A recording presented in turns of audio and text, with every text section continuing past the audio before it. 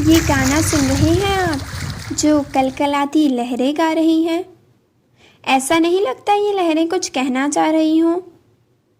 अब लहरों में ही खोए रहेंगे या कुछ और भी देखेंगे? ये विशाल पेड़ तो अपने आप में एक नमूना है। ये पेड़ बरगद और पीपल का मिक्सचर है। पेड़, झाड़ियाँ, फूल, छोटे छोटे कीड़े मकोड़े, हरे हरे पत्ते, सब कितने सुंदर है ना। लेकिन इतने सारे पेड़ यहाँ लगाए किसने? यहाँ तो कोई रहता ही नहीं। अरे भाई, पूरी धरती के पेड़ किसी ने लगाए थोड़ी हैं। पेड़ बिना इंसानों की मदद के भी उग सकते हैं। यकीन नहीं होता? चलिए बताती हूँ कैसे ये मुमकिन है। ये झाड़ी देख रहे हैं? पता है, ये हमारे इस नानकमता क्षेत्र में आसानी से दिख जाती हैं। मज़ेदार बात बताऊं, ये यहाँ की मूल वनस्पति है ही नहीं। मतलब ये कहीं और से आई और डैम के किनारे आकर उग गई। नानकमता के स्थानीय लोग इसे गुठेल या बिलौरा नाम से जानते हैं। नंदौर नदी और देवहा नदी कई पहाड़ों से होते हुए उनसे टकराकर नानक सागर डैम को अपना पानी देती है। देखिए, पानी में कितनी ताकत है ना। इतने बड़े बड़े पेड़ जब नदी के साथ बहकर आ सकते हैं, तो छोटी मोटी चीज़ों का इस पर क्या बस चलेगा। इन लहरों को अकेले सफ़र करना पसंद नहीं, तभी तो इतने सारे बीजों और फलों के साथ बातें करती हुई आ रही हैं।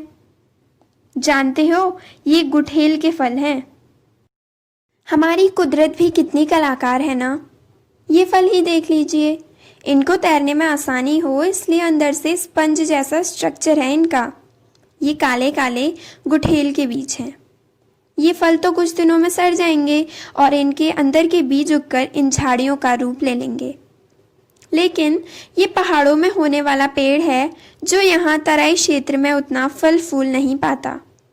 पर जो भी हो, कितना मज़ेदार है ना। यहाँ जो पेड़ होते ही नहीं, वो भी झाड़ियों की तरह उगे हुए हैं।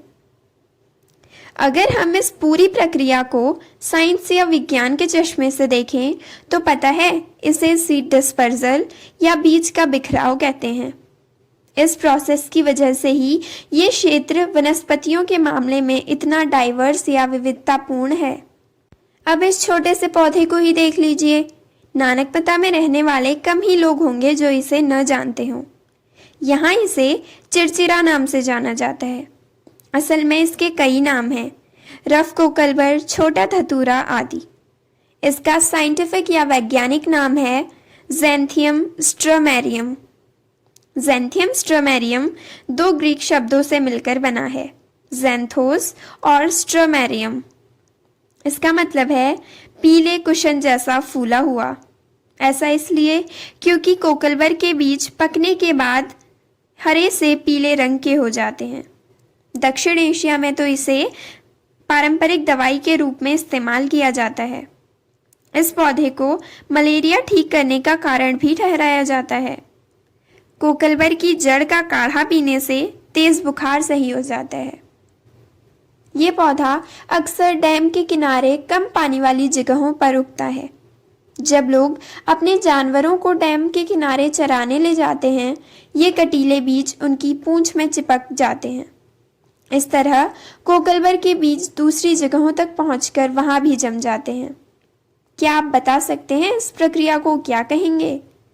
जी हाँ, सीड डिस्पर्सल। कोकलबर पानी से भी दूसरी जगहों तक पहुंचते हैं। अरे, पानी में ये क्या है? इसका नाम है कॉमन वाटर हायसिंथ या सामान्य जलकुंभी। पता है, ये बहुत ही खतरनाक है, क्योंकि जहाँ होती है वहाँ आसपास दूसरे पेड़ पौधे होने ही नहीं देती। केरला में तो इसने फसल का बहुत नुकसान कर दिया था।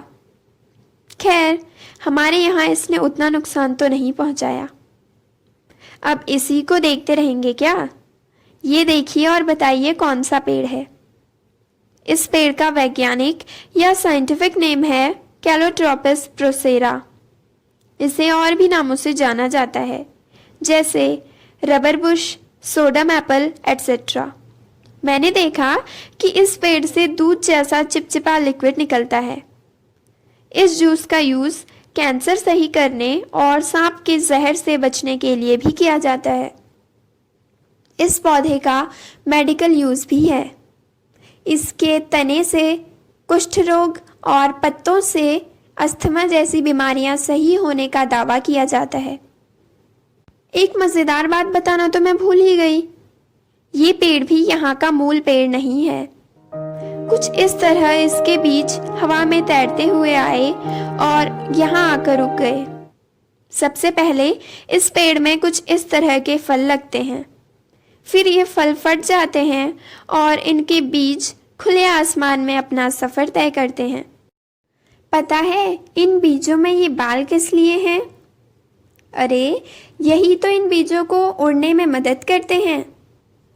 अब तो आप समझ ही गए होंगे, ये प्रोसेस भी सीड डिस्पर्सल ही है, लेकिन इस बार सीड्स हवा के जरिए अपना सफ़र तय करते हैं।